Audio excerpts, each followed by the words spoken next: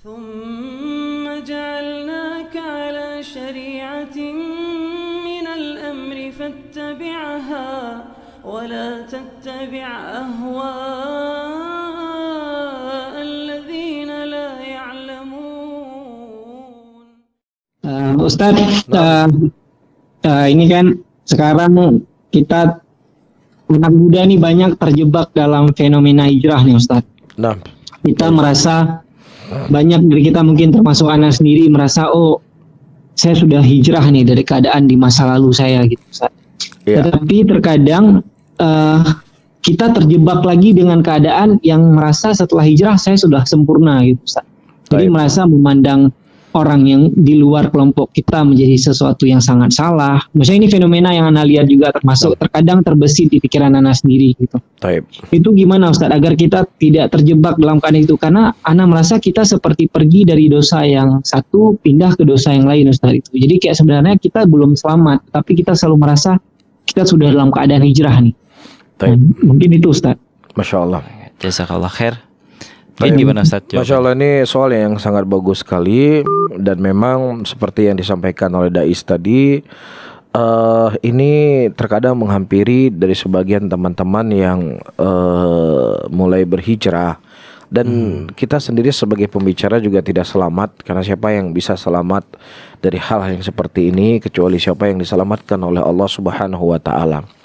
Ketika kita mendapatkan hidayah, diberikan hidayah, dikenalkan oleh Allah, dimudahkan oleh Allah untuk bisa melakukan kewajiban-kewajiban dan menjauhi dari apa yang dilarang oleh Allah Subhanahu wa Ta'ala, ini merupakan sebuah kenikmatan. Ya, yang mana Allah menyelamatkan kita dari kebanyakan kehidupan manusia. Sehingga ini bukan berarti kemudian kita menganggap diri kita lebih hebat dibandingkan orang lain. Tetapi dengan nikmat yang kita rasakan ini, bagaimana nikmat ini juga dirasakan oleh saudara-saudara kita yang lainnya. Ini pikiran-pikiran positif seperti ini penting untuk kita kedepankan. Karena ketika kita memandang pikiran-pikiran positif seperti ini, ya, kita akan mudah untuk merangkul saudara kita agar bisa berjalan berbarengan dengan kita sama-sama untuk melakukan apa yang diperintahkan oleh Allah dan menjauhi apa yang dilarang oleh Allah. Namun ketika kita punya pikiran yang bukan pikiran positif, misalnya kita menganggap diri kita lebih baik sementara orang lain nggak sholat, kita boleh benci dengan sholatnya, kita boleh benci dengan perbuatannya, kita boleh benci dengan maksiatnya. Namun bukan berarti dengan kita benci di situ kita membuat, wah lihat nih saya ini nggak kayak gitu. Enggak, tetapi dengan benci itu dia telah melanggar perintah Allah. Sehingga ini penyakit yang ada pada dirinya bagaimana kita sembuhkan. Yang kedua, kita bersyukur, ya Allah, kalau seandainya bukan dari Engkau ya Allah, bukan hidayah darimu ya Allah, mungkin saya akan berjalan seperti jalan itu ya Allah. Maka jagalah hidayah ini dariku. Ya, ini dua hal. Jadi pertama apa? Pertama kita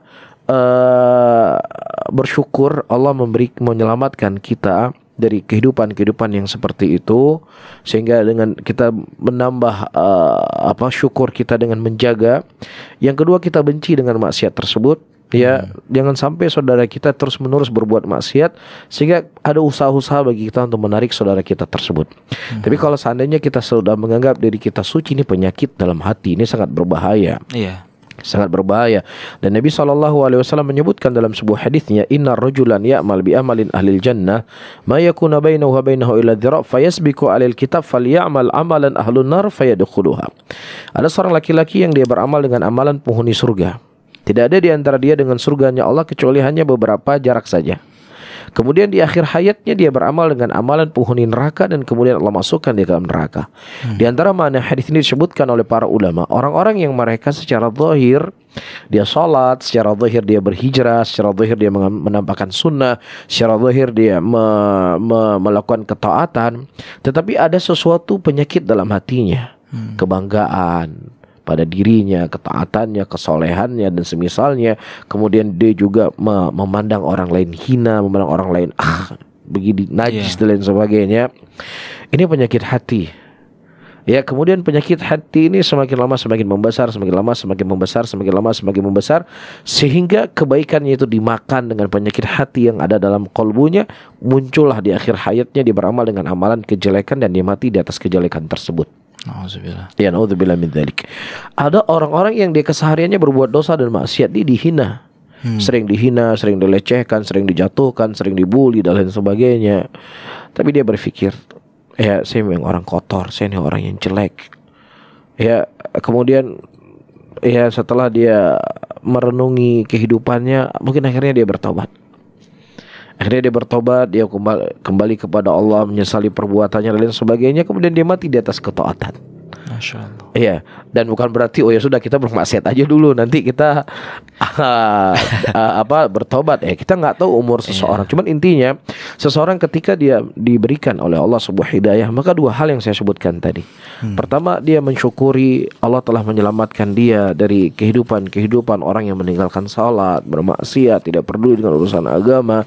Dia syukuri nikmat tersebut. Dan kedua, ini merupakan penyakit yang dia benci, jangan sampai itu terjadi pada saudaranya, sehingga pikiran positif ini akan memberikan motivasi bagi dia untuk mengajak saudaranya, bukan mengejek, bukan menjatuhkan, bukan melemahkan, tapi dia justru akan memberikan motivasi kepada temannya, kepada sahabatnya yang berbuat hal yang seperti itu. Ya, jadi itu berlaku dalam bentuknya dosa dalam maksiat, dan juga berlaku dalam sifat bentuknya kebidahan dan lain sebagainya. Seperti itu. Nah, wallahu a'lam bishawab.